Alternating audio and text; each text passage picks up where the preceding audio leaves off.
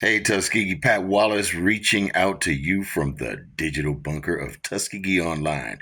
We're talking about communications this week, so let's jump right into it with these candidates. Hey, Tuskegee, we are back. Tuskegee Online in the building. Pat Wallace is here with Mr. Joshua Lewis. Joshua Lewis, we are ready to talk about communication in the city of Tuskegee. Let's get it right in there. Yes, sir. If you are elected, sir, how will you keep citizens informed about important decisions, upcoming meetings, and policy changes in a way that is easy for everyone to access and understand? I love that. That's a great question. And so, what we're doing now, I don't want to just wait till I'm elected. I've attached some QR codes to all of the handouts that I've been handing out with my campaign platform on it. And it doesn't just say vote for Lewis, doesn't say just August 26th, but it says if you have an issue or if you have any advice, you can reach out with the QR code and we can connect with you. And there's a 48-hour time that we give to respond back to you. We don't want to let it lapse over that time. That's something that we're operating with now. We're going to pull that right on up into the District 4 and spread it all around, utilize it in a well way. Not only that, but we also want to make sure that we're having the traditional meetings in person, okay?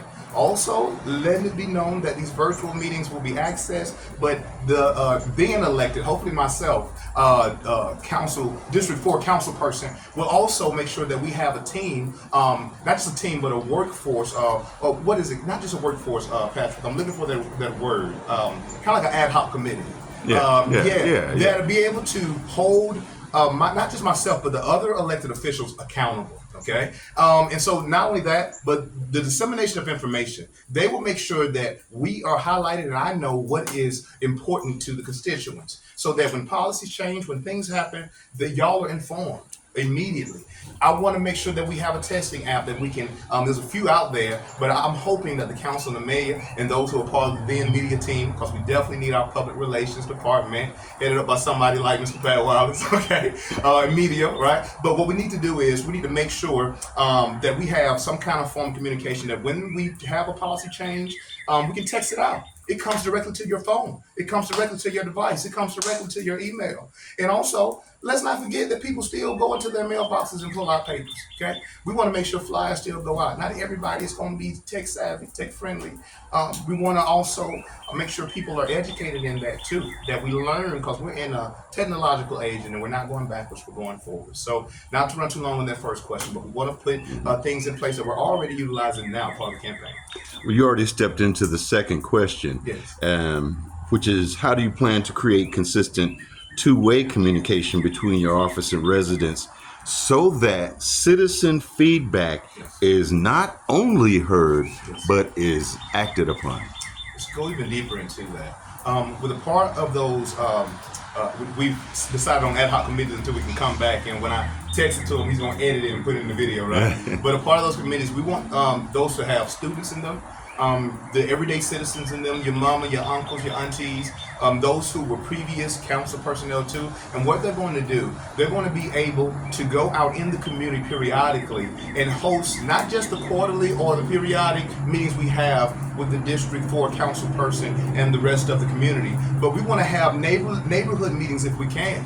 And they can be led up and spearheaded by those who are part of that committee so that we can be organized in such a way that there is pressure applied. When people say they want to do something, there has to be a litmus test. There has to be something to measure these results. That team is not just going to hold accountable the elected official, but they're going to make sure that there are measurable results and things are taken care of.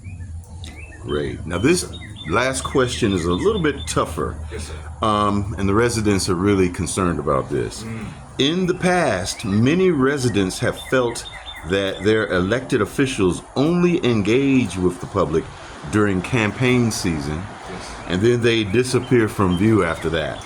Yes. Now, what will you specifically do to prove that you won't fall into that same pattern?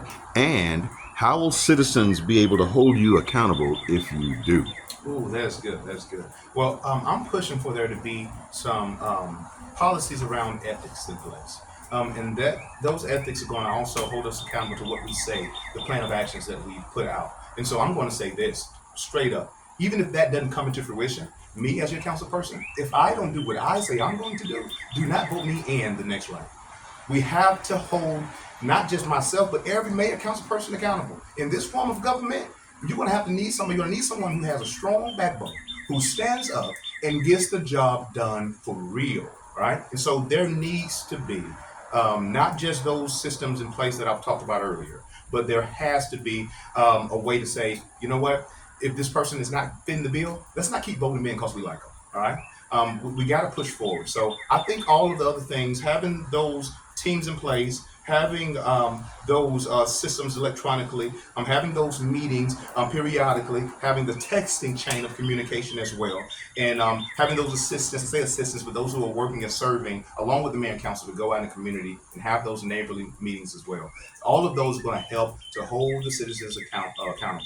Last time we spoke, we talked about citizens watch groups and we talked about the review boards. These things need to be in place. In every single department, we need to have one for the public safety, police officers. We need to have one for the city council and the mayor. We need to have one for UBT and that board. We need to do these things. And I'm someone as an activist, you hear me, who is moving into this realm as a public servant, as an official, if elected by you, and I'm going to do the same with the same passion I held officials accountable with when I was working on this side. I'm going to do the same thing on that side for you. Okay, that's my plot to you. It's my promise to you.